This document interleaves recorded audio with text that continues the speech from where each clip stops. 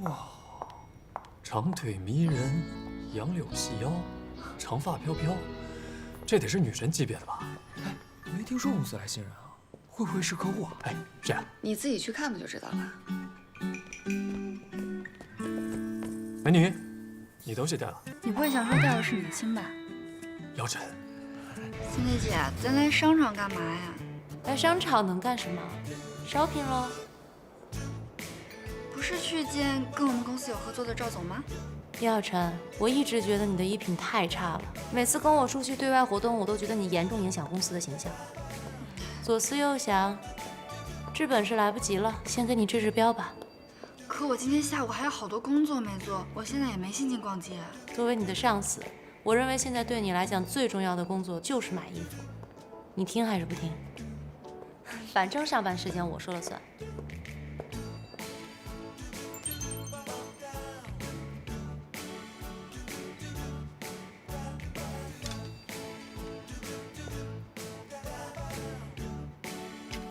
试一下。哎，我不是。小姐这边请。算了吧。不是也可以，这个月的奖金不要了。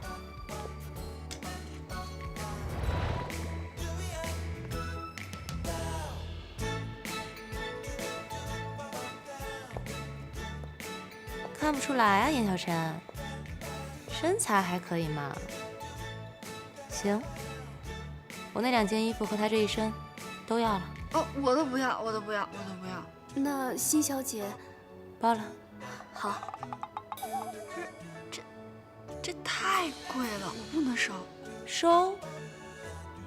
我说要送你了吗？啊？这是从你工资里扣的。我工资已经不能再扣了。分期吧。我分期的名额也没了。晚了。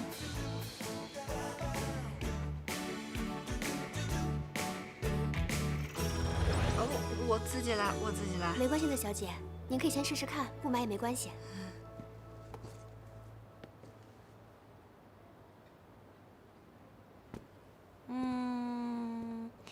就要这双了。可是太贵了，森姐姐。从你下个月的工资里扣吧。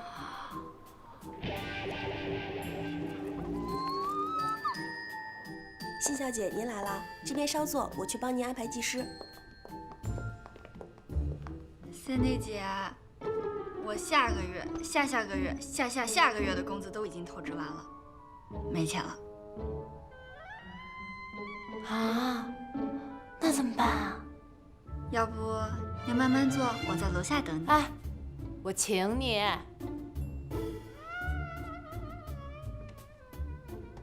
好吧。辛小姐，坐好了。您帮您闺蜜选的颜色真适合她，二位再休息一下吧。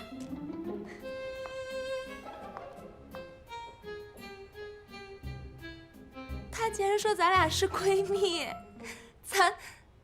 咱俩像闺蜜吗？笑什么？能看到你这样，今天还挺值的。还挺值的。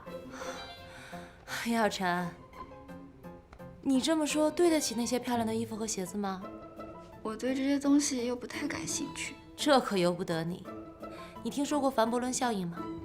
凡伯伦效应就是商品标价越高，越能够受到消费者的青睐。这么说虽然很讨厌，但是你必须得承认，一件昂贵的衣服，一双价格不菲的鞋，的确会让你看起来价值更高，在商务谈判中更有气势。所以你不能舍不得花钱，这是在为你的未来投资。又怎么了？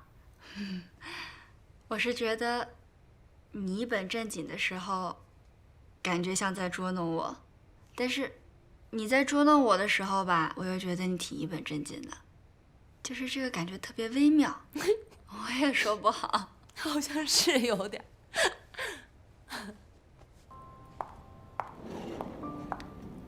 哇，长腿迷人，杨柳细腰，长发飘飘，这得是女神级别的吧？哎，没听说公司来新人啊，会不会是客户啊？哎，谁啊？你自己去看不就知道了。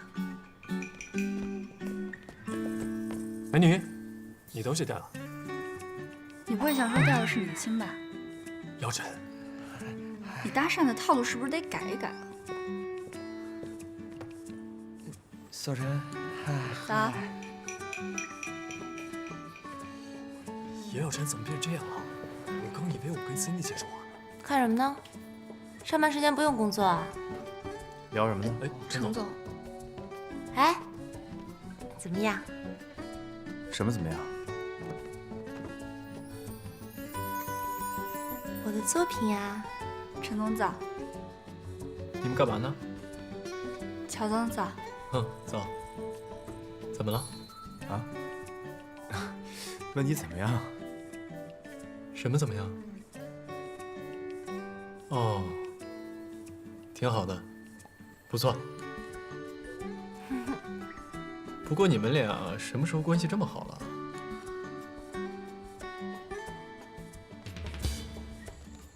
我们是上下级关系，有什么好坏之分吗？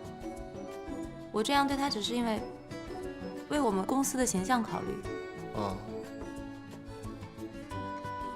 有问题吗？哎，问你呢，觉得怎么样？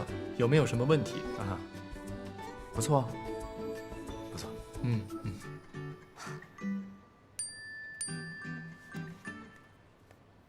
欣欣啊，工作了。好。啊，对，我要去厕所。焦总。李辉，哎，办公室。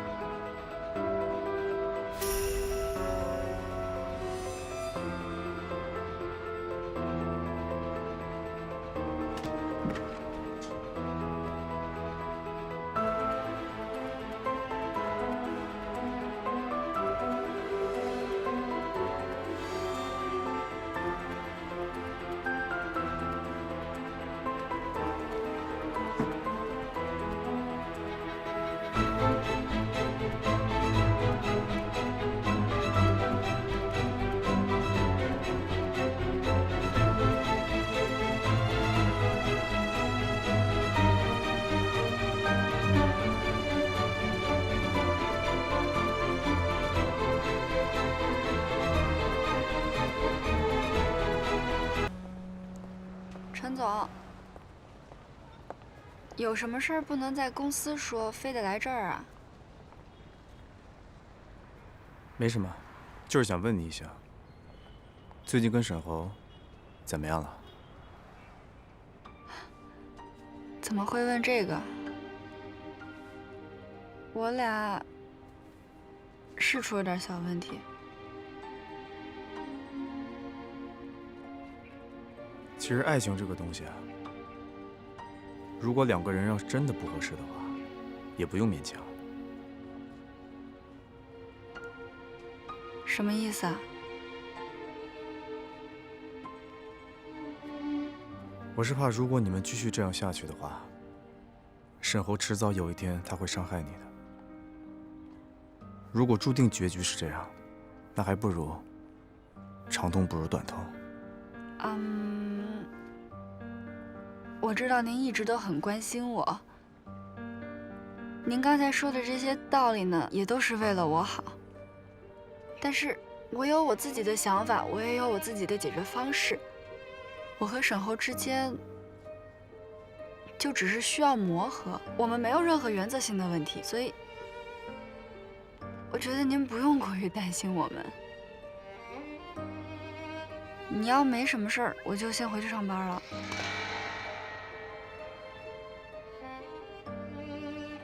那要是有呢？有什么？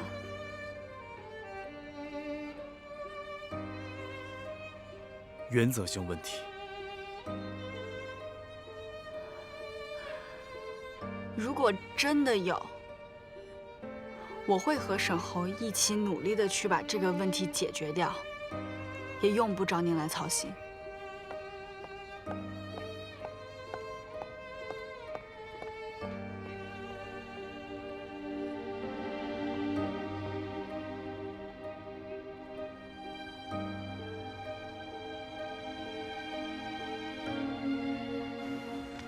请。沈先生，有人找你。找我？谁啊？等一下啊！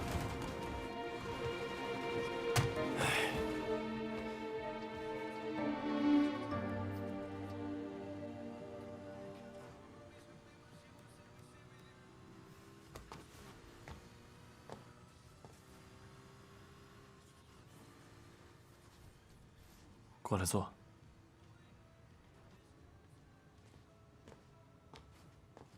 随便坐。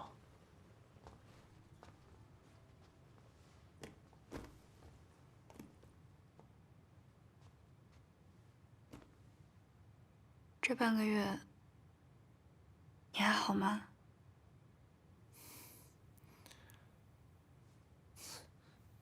你过得倒是挺好的。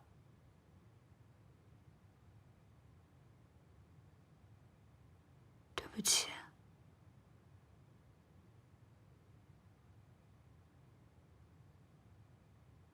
我知道你送外卖是为了我，那天是我的错，是我说错话了，对不起。能让这事儿过去吗？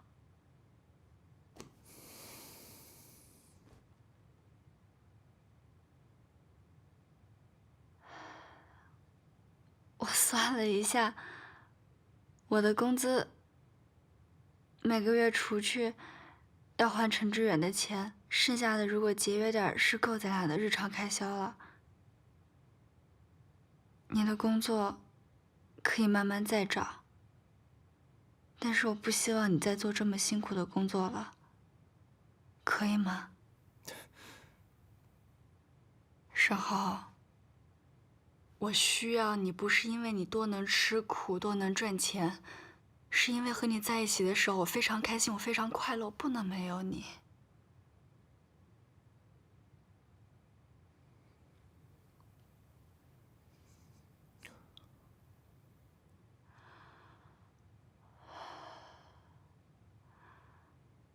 我一直在想，如果我们的关系再进一步的话，是不是就不会有这么多的误会了？那怎么样再进一步？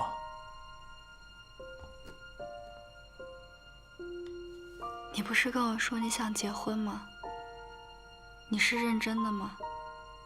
我其实已经把户口本拿出来了，我只是一直没告诉你。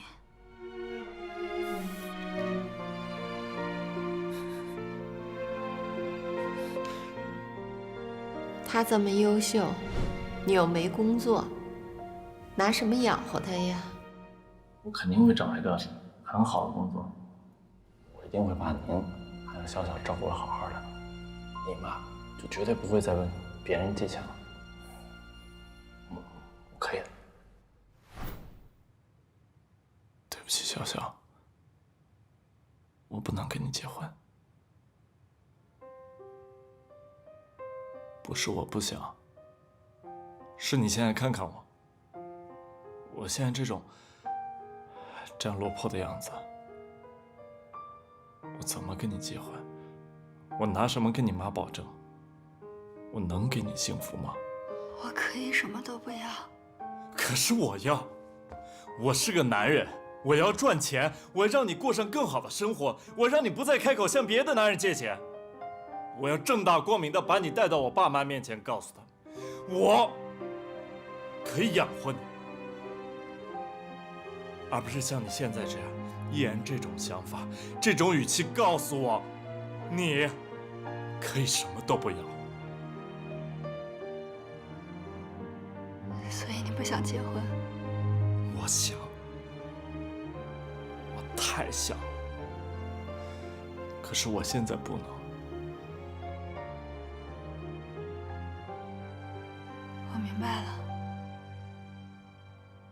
我走了。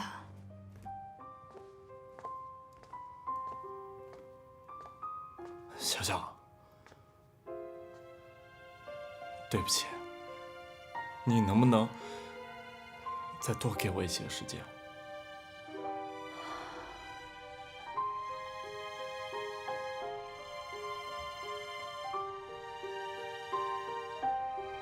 没什么好对不起的，加油！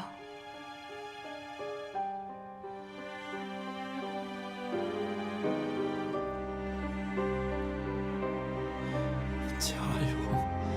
加油！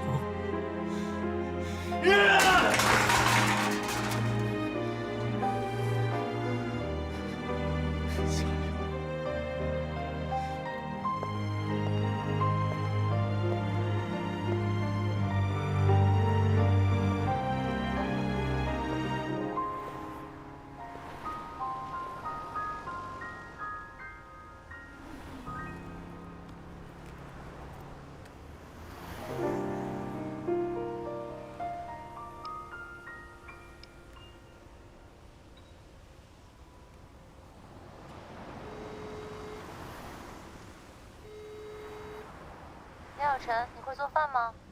我会啊。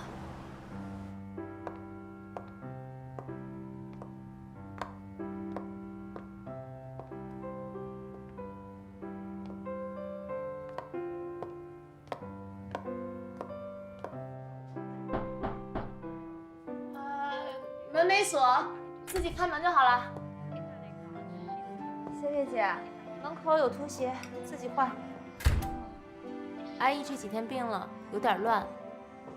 哟，你什么糊了呀？啊，有味儿啊？嗯，我面糊了，我刚到了。我感觉我跟厨房的关系好像总是处理不好。你需要我帮你吗？这样，你先尝尝我煎的牛排。哎呀，你是要我帮你试毒吗？这500多块钱一块呢。魔女做的饭果然也是这么的魔幻呀！你自己试过吗？我专门留给你的。我看要不还是算了吧，我看你这还有什么吃的，让我找找啊。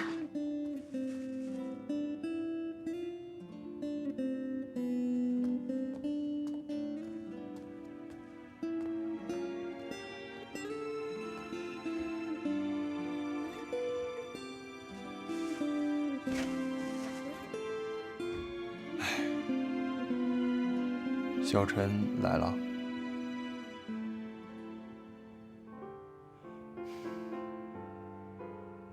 他还是不知道我到底想要什么。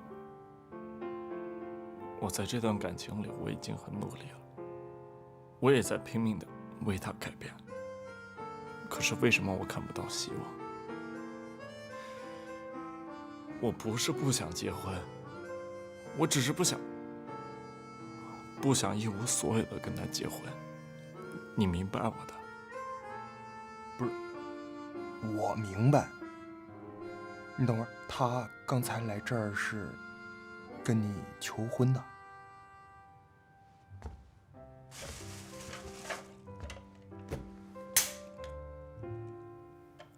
不是，猴子，我觉得我得说你2句啊。这事儿你不对啊，你这就有点矫情了，你知道吧？他能跟你结婚，就证明他对你是认真的。你这就叫身在福中不知福了。你知道我有多羡慕你吗？别说求婚，魏彤就是能答应跟我在一块儿。喝酒。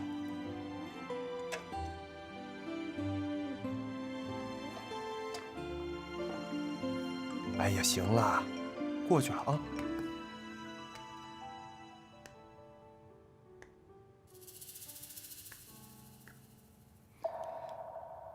这不小陈吗？那男的是？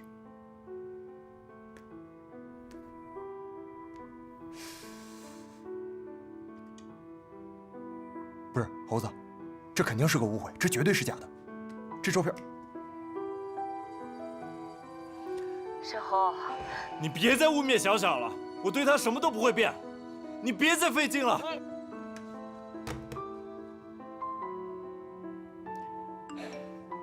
烦不烦啊？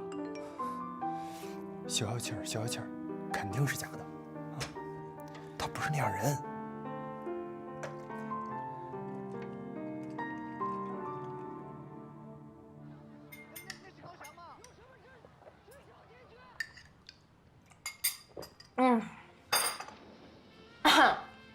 满足，说吧，找我什么事儿？没什么事儿。没什么事儿，你给我打电话。哦，好像是我打的啊。当然了，什么事儿啊？我跟他求婚了。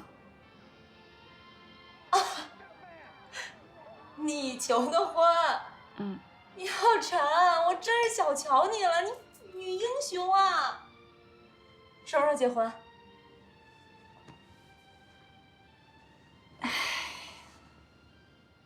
他拒绝你了。好，旧的不去，新的不来呀。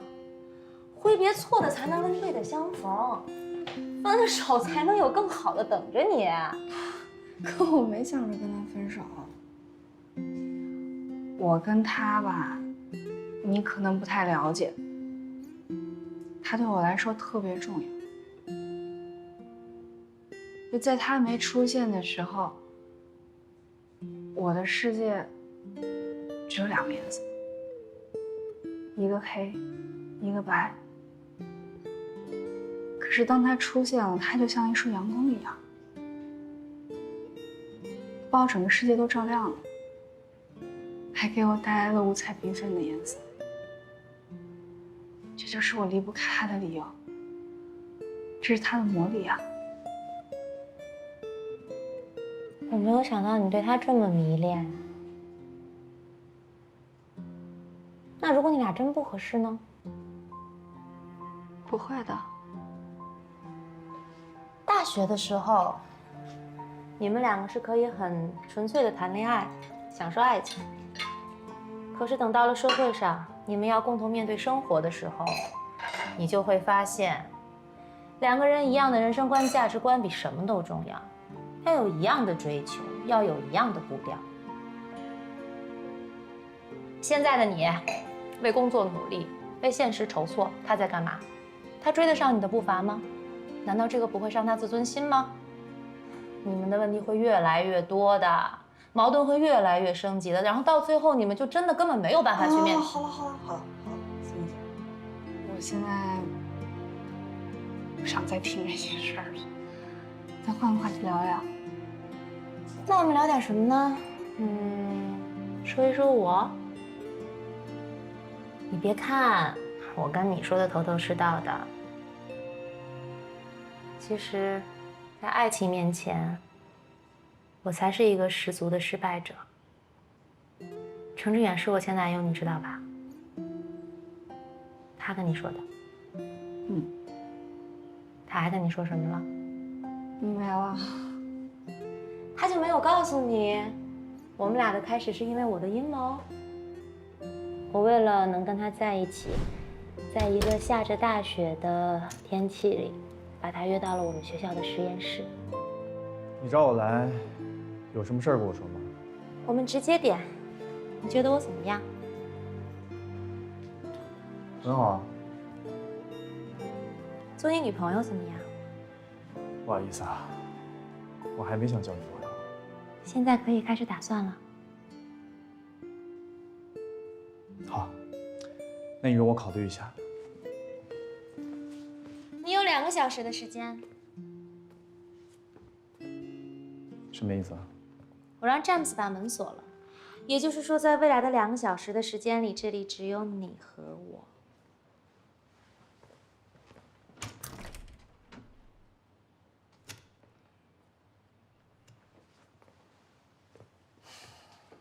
你有这么赶时间吗？我只是不喜欢拖泥带水。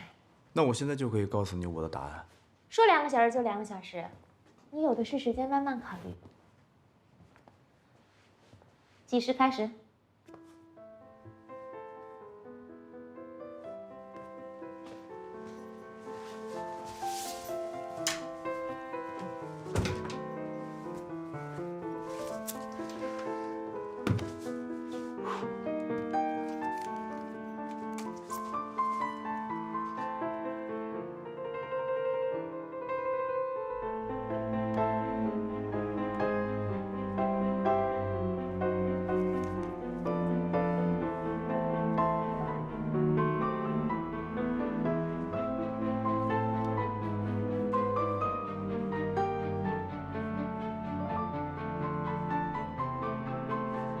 时间了。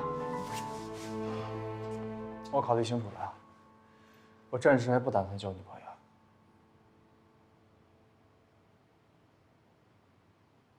知道了。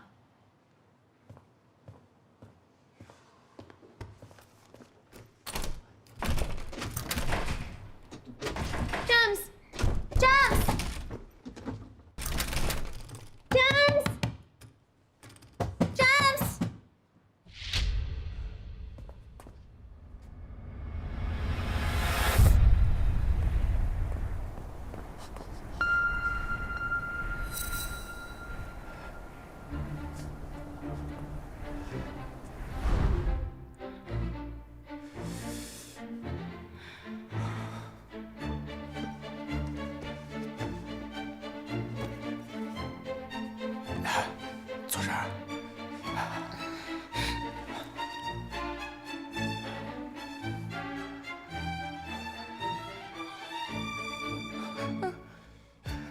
怎么了？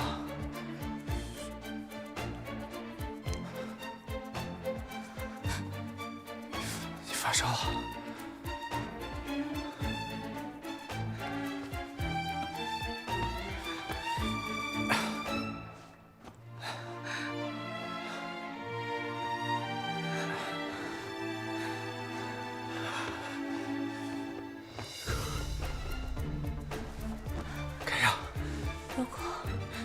如果你不喜欢我，不想跟我在一起，不要在这个时候对我这么好。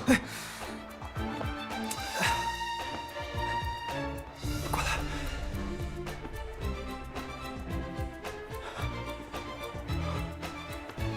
开好。Lucas， 你想好了？是，我想明白了。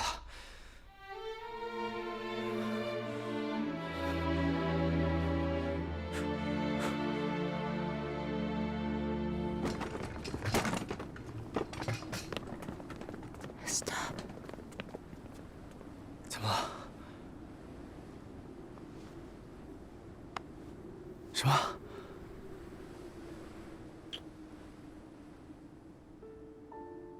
其实从一开始我就知道，他根本就不爱我，就连喜欢也只有那么一点点。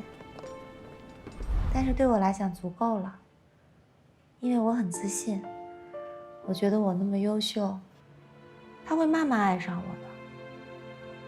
我们大学毕了业，我收到了他所在公司欧弟的 offer， 当时所有的人都在祝福我们，可是没想到。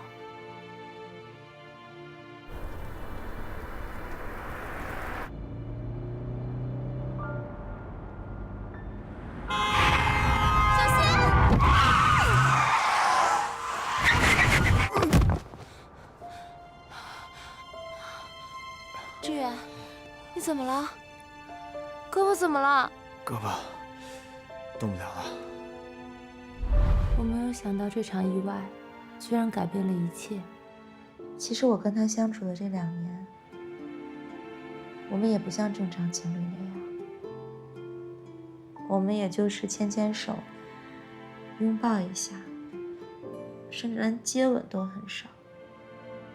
所以我有预感，我们不会坚持太久了。那后来呢？后来他回了中国，可是不知道为什么，他很快又回到了美国，并且很决然的要跟我分手。几天前，我在欧弟辞职了。你辞职了？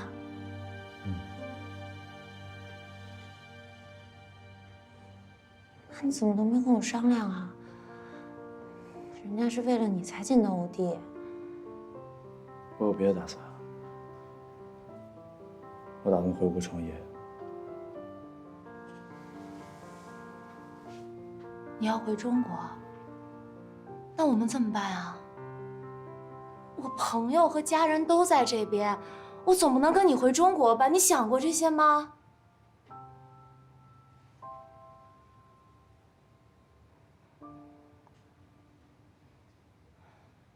是说，你根本没有打算让我跟你回中国？我从来就不在你未来的计划里。每个人都有属于自己的未来，而不是在谁的计划里。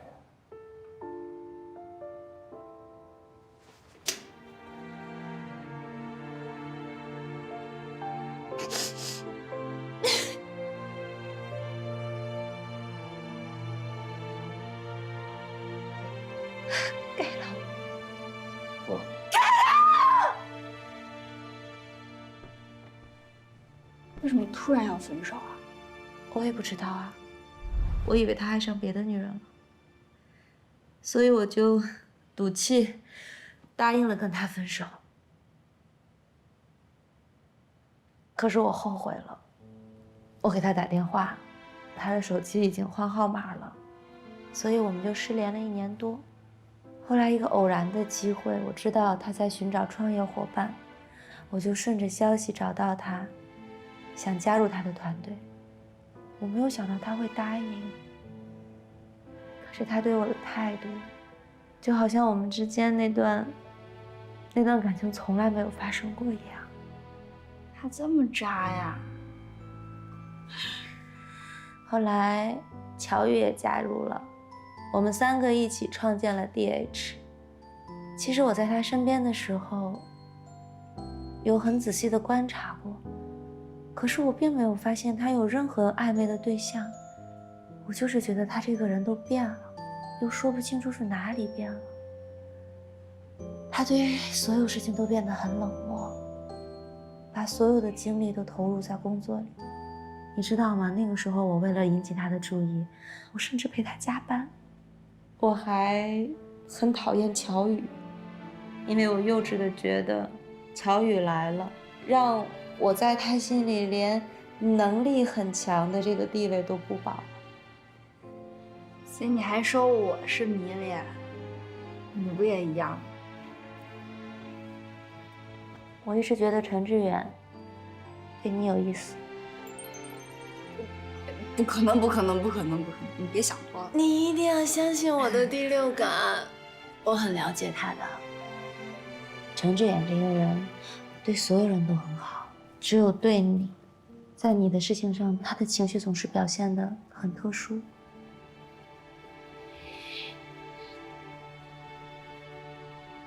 他跟你说过他有个妹妹吗？他有个妹妹？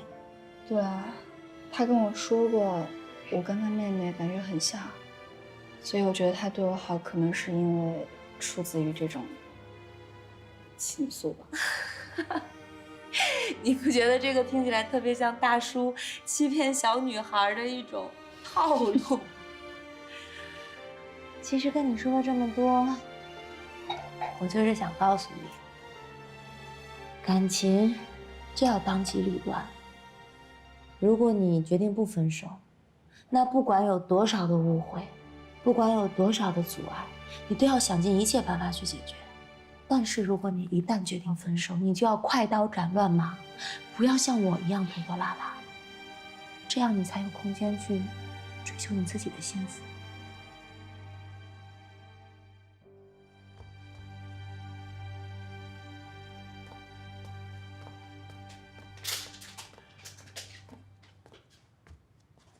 你喝了1宿啊？不是，你换个姿势也行啊。你告诉我这什么酒啊？为什么喝不醉啊？这不含酒精。不是，你不能喝了！别，1宿了，大哥再喝糖尿病了。你可真行。我本来觉着吧，失恋了，留着胡子喝顿酒特酷。现在看你这样，一点儿都不酷。我告诉你，咱俩从小就认识，你一直都是意气风发的样子，什么时候像现在这样过？你让一个女人折磨成这样，有什么大不了的？行就在一起，不行就拉倒。大男人就得坦荡一点。照片的事儿，你要是真是特别在意，你就直接去问他去，总比你在这自我折磨好吧？啊？我告诉你，沈侯，这次你别说我不站在你这边啊，你要还是现在这个样子，严小晨有一天要是不小心真的被谁抢走了，你可别后悔。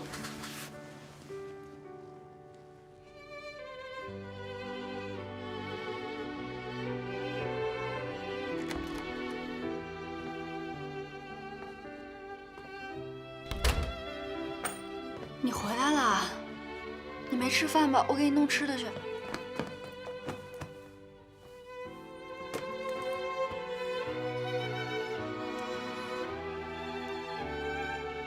香香，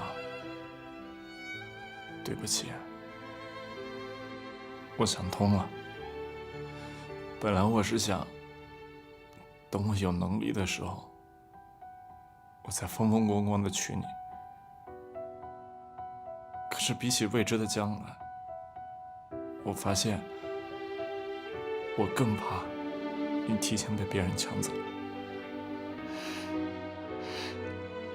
傻瓜，有没人和你抢？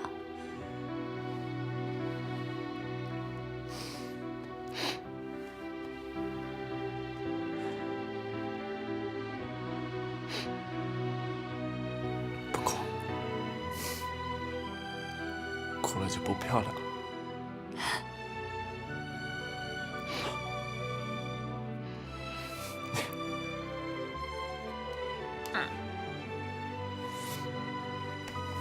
香香，我们结婚吧。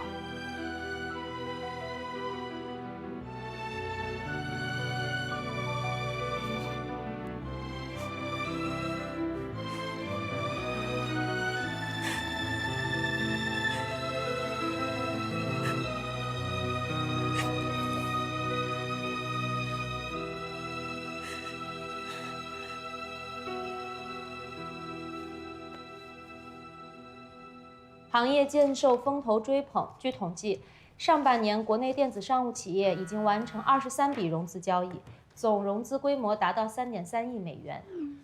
请假了没？不会不记得下午要去干嘛吧？总融资金额达3.37亿美元。6月份，共有9家企业宣布获得风投，总规模超过1亿美元，为电子商务行业融资史上最活跃的月份。企业掀起自建物流风，物流体系已经成为限制电子商务发展的瓶颈。货不对版，难以验货后付款，已成为网络购物的致命伤。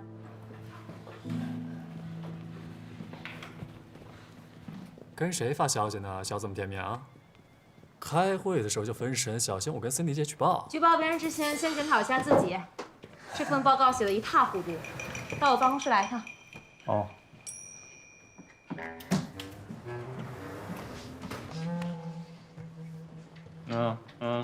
喂。沈总的文件你帮我给他吧。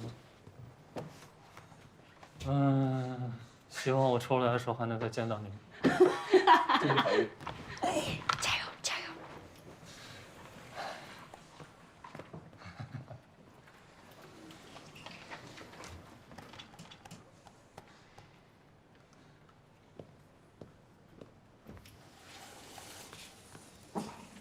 老板，你的资料。好，放那吧。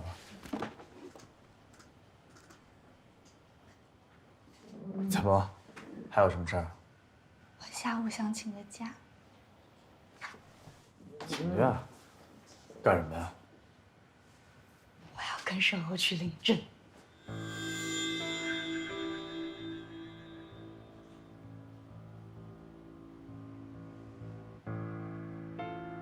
怎么了？不行吗？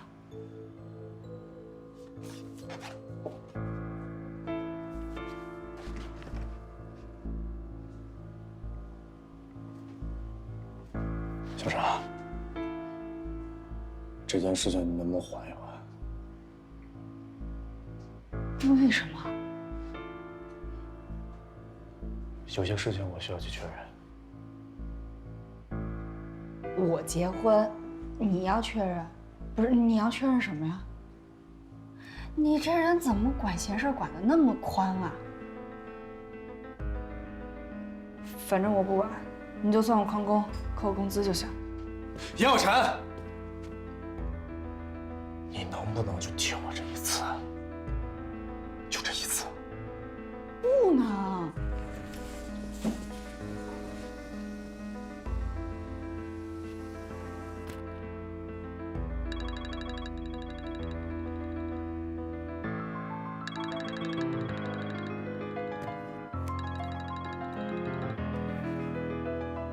喂，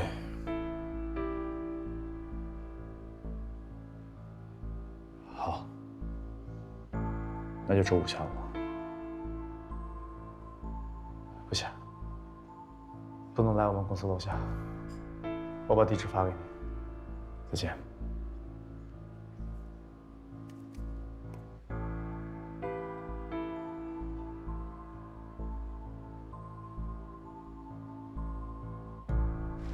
你好。我们现在该干什么呀？我也第一次来，你问我。来，排队先。你好。是不是得拿这个表啊？表在哪儿呢？新人快来，去那边分拣。表啊，不管，先那个证。啊，这我的。好的，去那边照相啊。好，谢谢。你好。你好。这是他的。哎，好的。这是我的。照片拍了吗？什么照片？那先去那边婚检，然后去那边拍照，好吧？好了，谢谢啊。来。谢谢。婚检。我们自愿结为夫妻，从今以后，我愿意用坚实的肩膀负担起你一生的幸福。我愿意用一生的柔情构筑起你爱情的港湾。无论环境是好是坏，生活是富贵是贫贱，身体是健康是疾病，事业是成功是失败，我们都会相互支持，所有困难一起承担，所有快乐共同分享，相濡以沫，忠贞不二，不离不弃，白头偕老，直到永远。小小，今天是我们结婚的第一天。虽然这个蛋糕有点土，有点小，那你就将就一下。等我以后自己赚了大钱，我一定给你准备一个最难忘、最浪漫的婚礼。到时候把雨神、魏头，所有人都叫上。到时候我再定制一个10米高的大蛋糕。10米高得怎么切？你是让我站在你肩上往下咔的切吗？那好像也不够啊。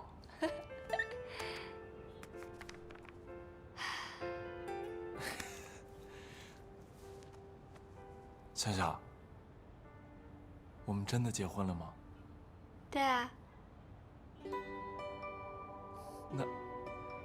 那我现在是不是应该叫你老婆啊？不行，我得练习一下。老婆，你别笑啊！我重新来。老婆，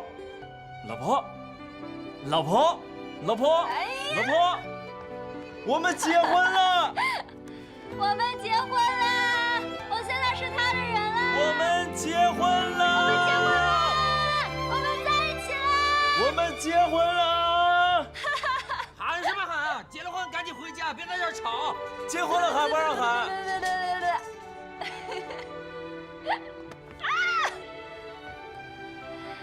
笑笑，我们真的结婚了，我们以后再也不会分开了。这辈子都不分开。老婆，老公。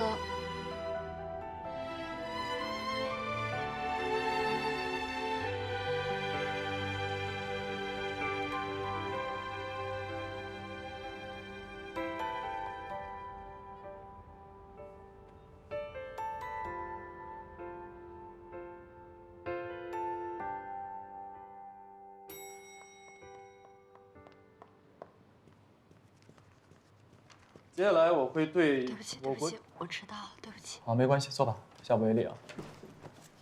接下来我会对各领域的投资项目做一下综合的评估。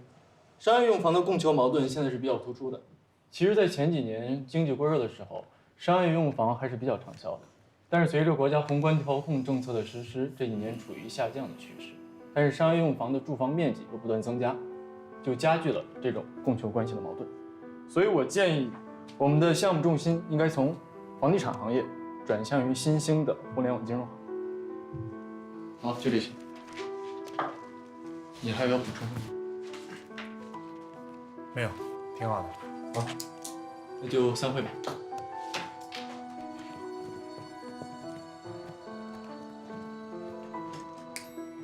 哎，等一下，迟到了，把东西收一下。哎，放着，我来收。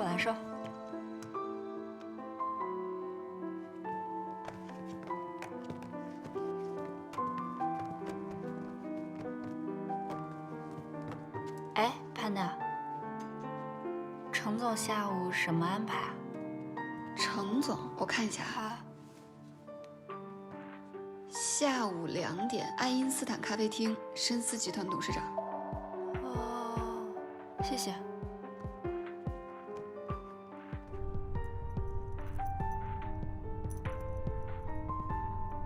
我知道您一直都很关心我，我和沈侯之间就只是需要磨合，我们没有任何原则性的问题，所以我有我自己的想法，我也有我自己的解决方式。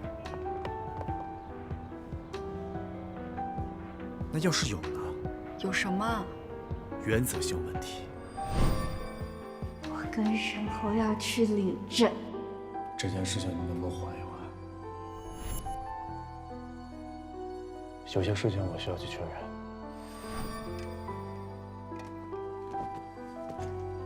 哎，问100问。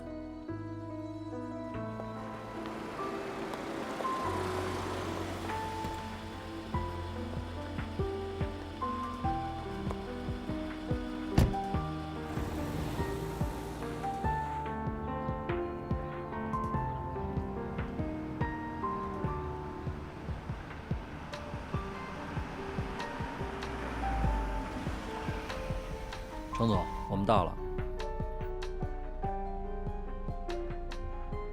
程总，哎，老李，半个小时之后来接我。好。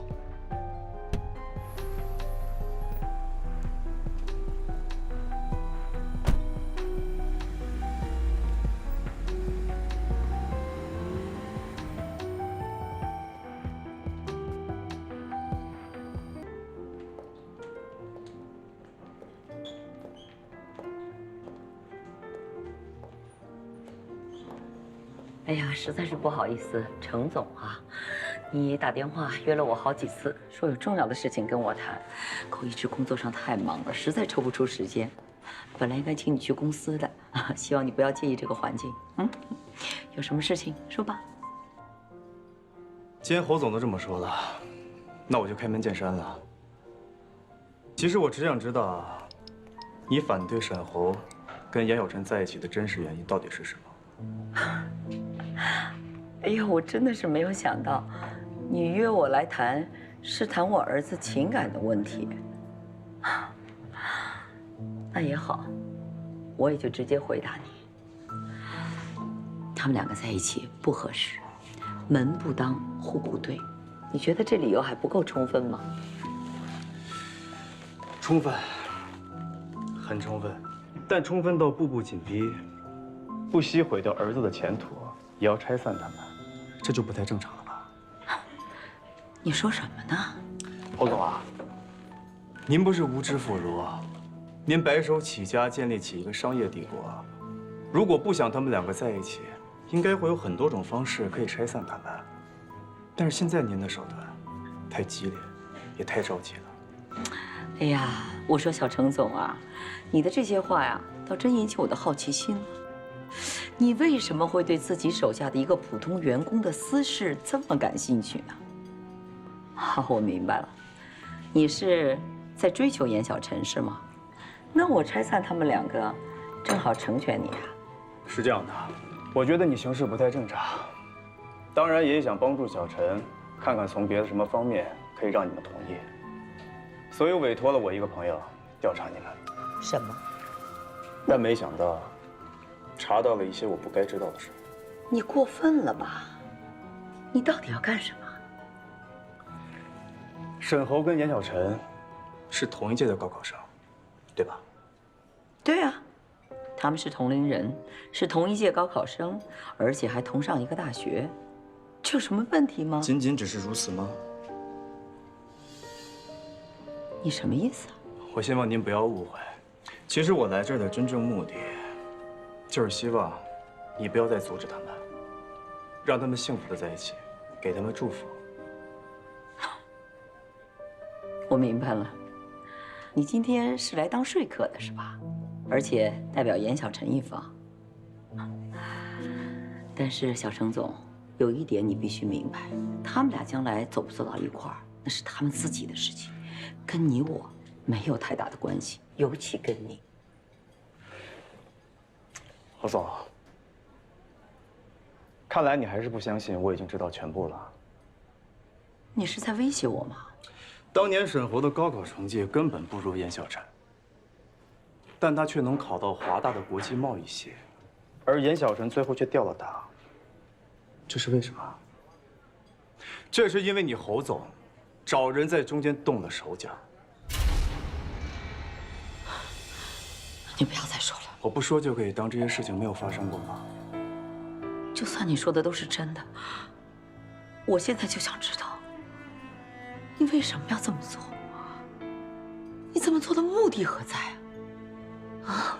严格意义上来讲，严小晨是破格录取的，因为他的分数和志愿没有任何问题，就算被顶了名额，查下去，学校也只会让他入学。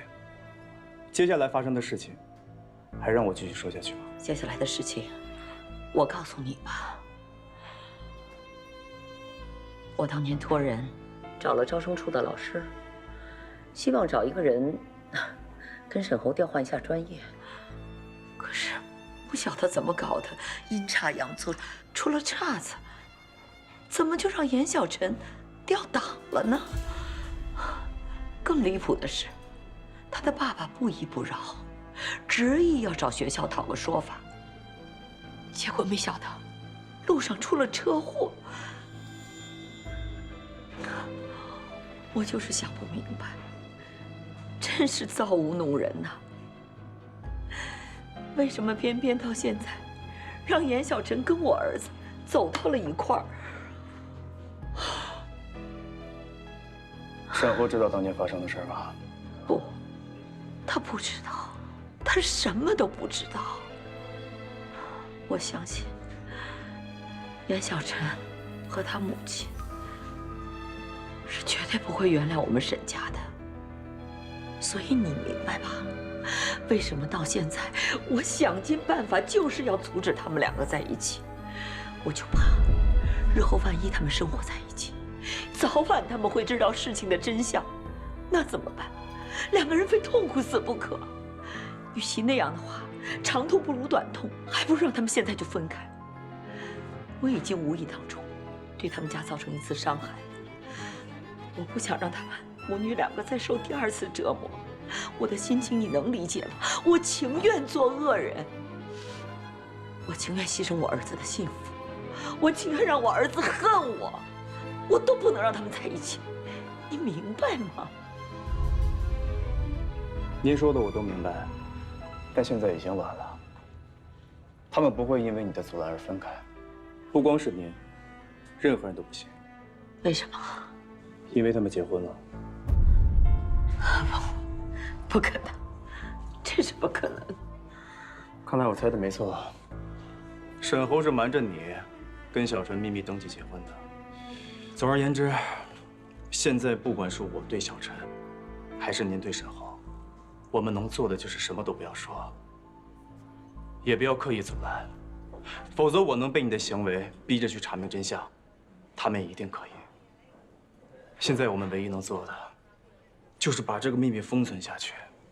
只要永远不让他们两个人知道，就不会有事。但愿如此吧。我已经都知道了。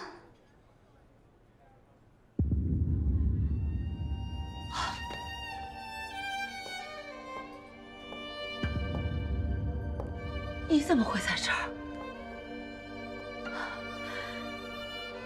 严小晨，你听我说。还有什么可说的？我一辈子都不会原谅你。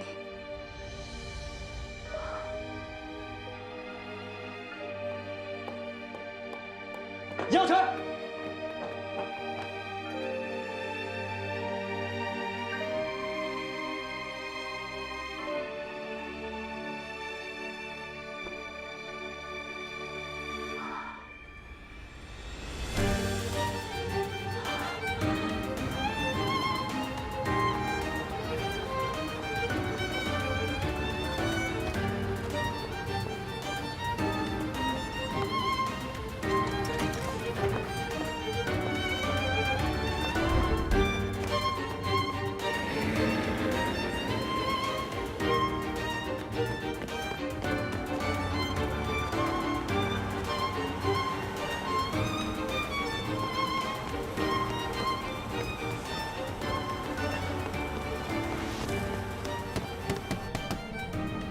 师傅，有人追车，你停一下吧。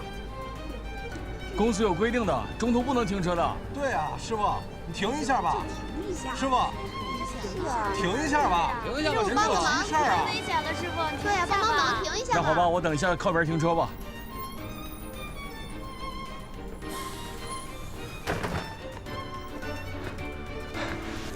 师傅，谢谢。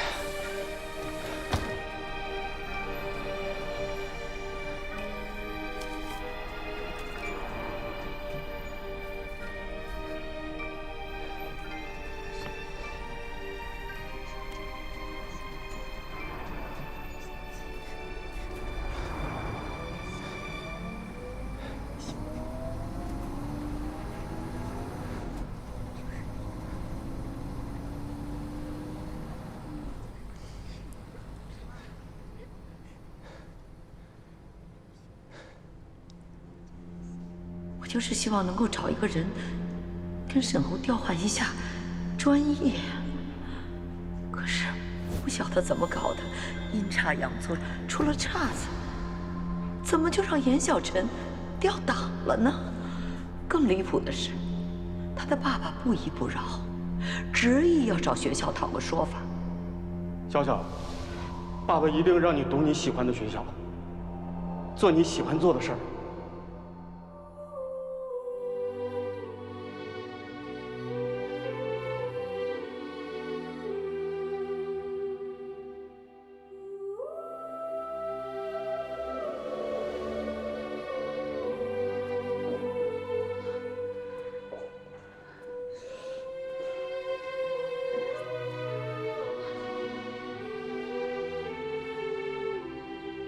人死不能复生，节哀顺变吧。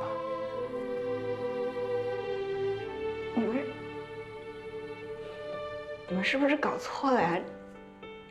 这不是我爸。身份你母亲已经确认过了。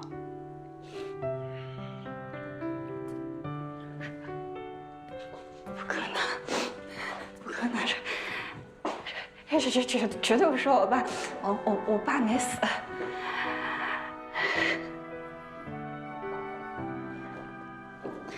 姑娘，你要是想哭就哭出来吧，哭出来舒服一点，啊。我为什么要哭呀？我哭，我就承认我爸死了吗？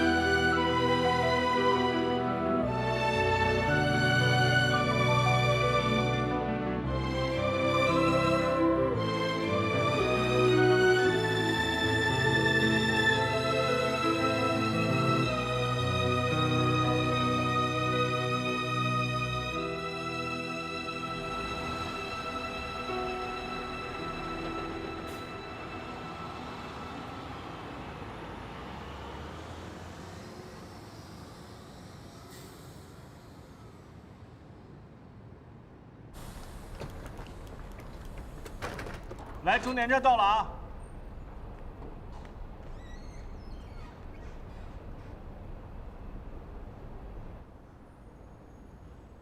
下车吗？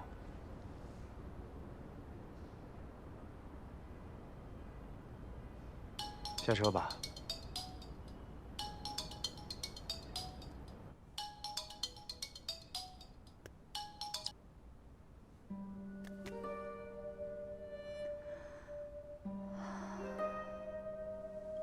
下车吧。司机也需要换班休息。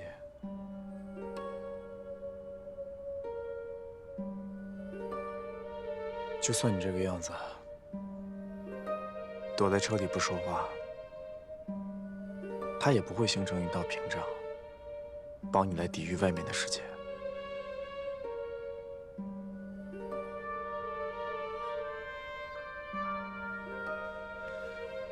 好，既然你不想下去，那我就去跟司机商量一下，看怎么样可以让你一直待在这儿。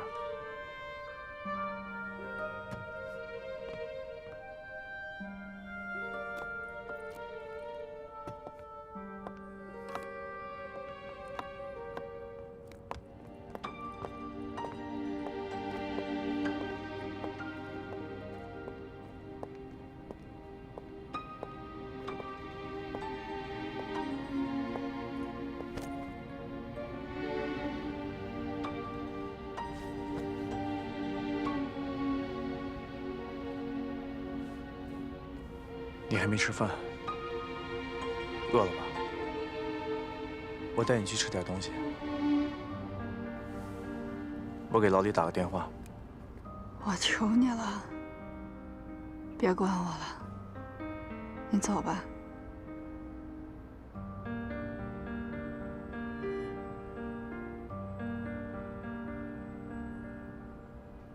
不管怎么样，你能开口说话，我就放心多了。刚好这附近也没什么人，你要有什么想说的、想骂的，发泄出来，别憋在心里。你既然已经全都知道了，你为什么还要继续瞒着我？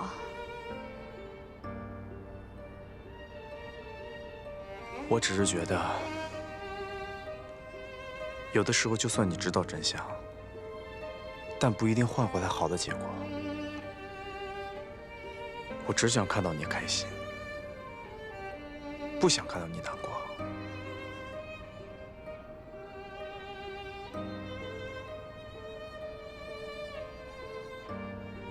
他为什么偏偏选中的是我？就是因为我们家穷，没钱没地位，所以好欺负，对不对？如果不是因为他的自私，我当年根本就不会钓到，我爸根本就不会出意外。是他间接杀害了我爸，他毁了我们一家。而我现在，这可是我在一起，我跟他结婚了，多可笑！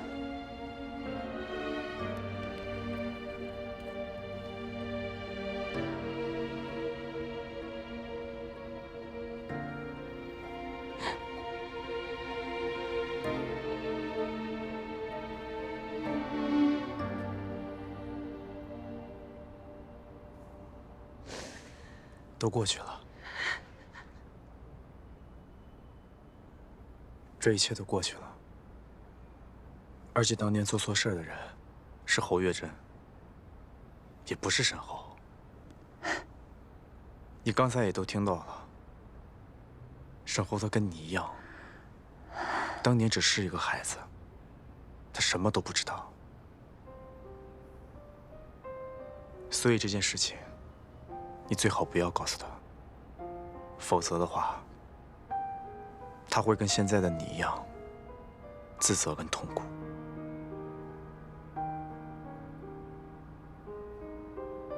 我们一起想想办法。你要是不想坐我的车，那我继续陪你坐公交车。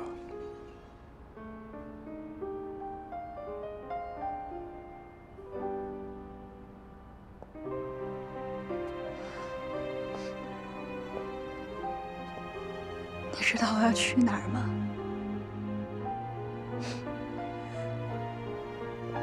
我自己都不知道我现在到底该去哪儿。如果你现在不想回家面对沈浩，你可以先去我那里，等你状态都调整好了，再回去。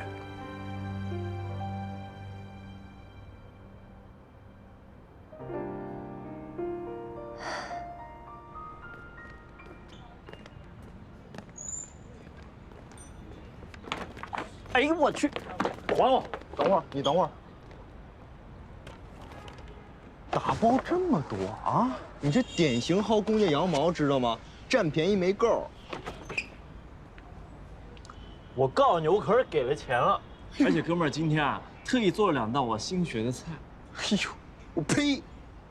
咱们员工价等于白菜价，你还好意思说自己给钱了，还自己做了2道菜？哪道菜是你买的？哪个菜是你到菜市场自己挑的？我跟你说啊，你这就是羡慕嫉妒恨。怎么着？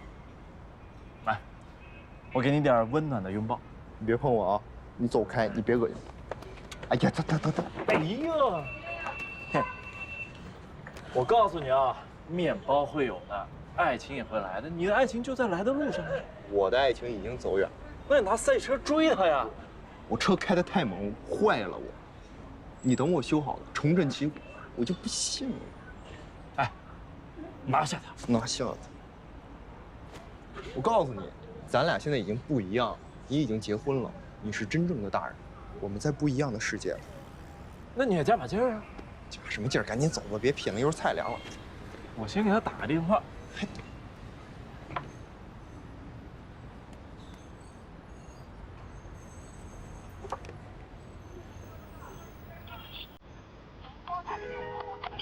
哎，不接你电话了，不理你了，是不是？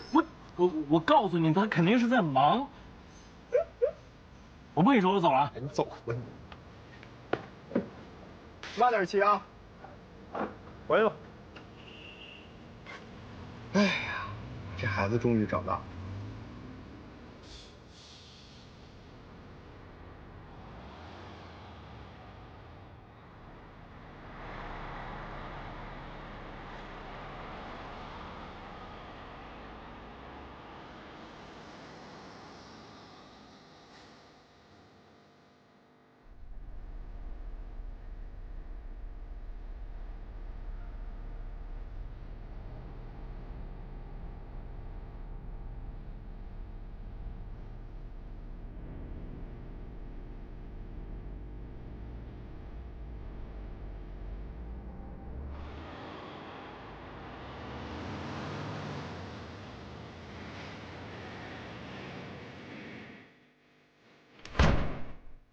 小小，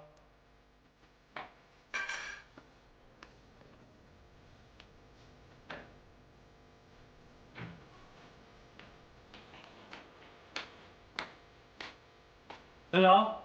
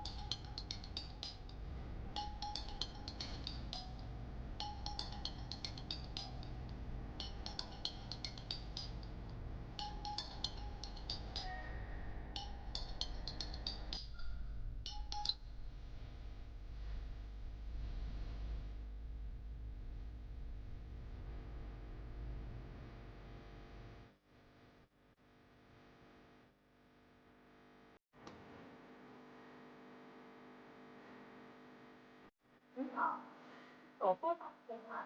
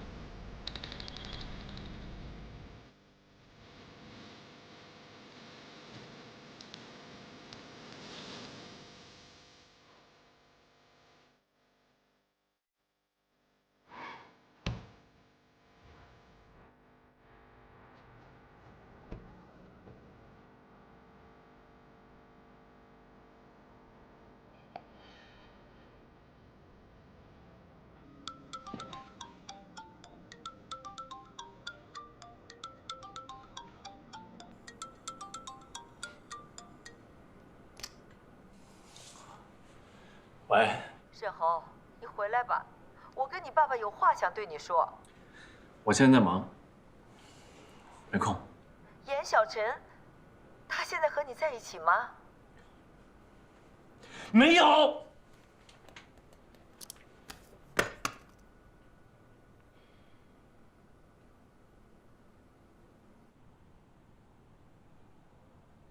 吃吧，吃饱了才有力气想事情。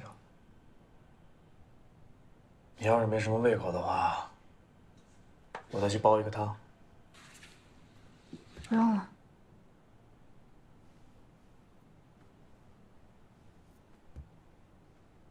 我吃。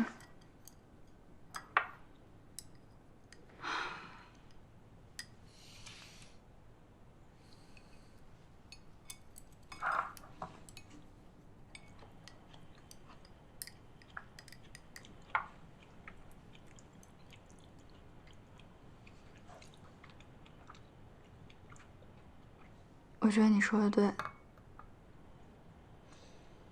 这事儿我不能让沈浩知道。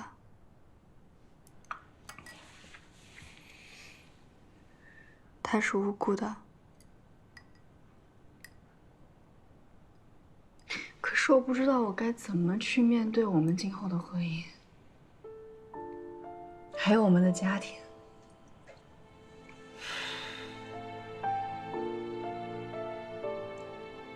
骗得了沈浩，我骗不了我自己，我也骗不了我妈。我应该怎么去撒这个谎，帮着他们家去隐瞒事实真相？应该怎么做？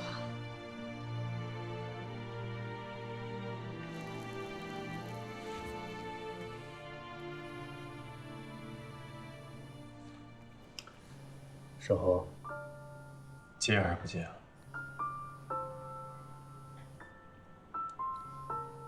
你接吧，你告诉他你没有和我在一起。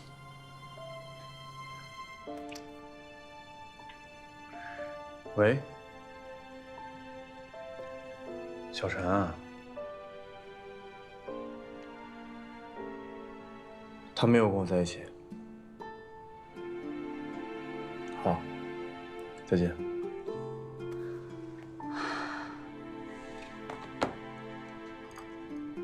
谢谢。你要一直让他这么担心下去吗？你如果一直不接他电话的话，他可能会疯的，就像上次一样。我觉得不管怎么说，至少先度过今晚吧。你听我的，先把手机开机，给他回个电话，就说你在跟客户吃饭，吃完了就回家。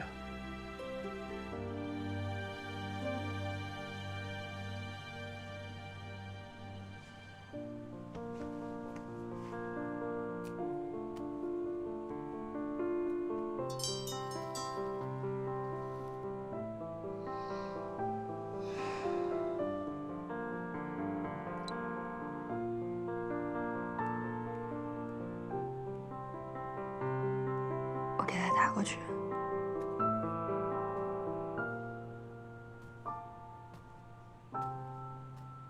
喂，沈浩。小小，你在哪儿？我现在在外滩跟客户吃饭，刚才手机没电了，我刚充上，一会儿就回去了。好，我等你。嗯，拜拜。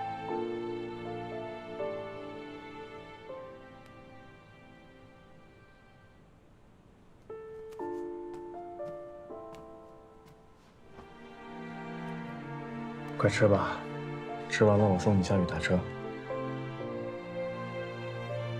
你不吃我都不敢吃的。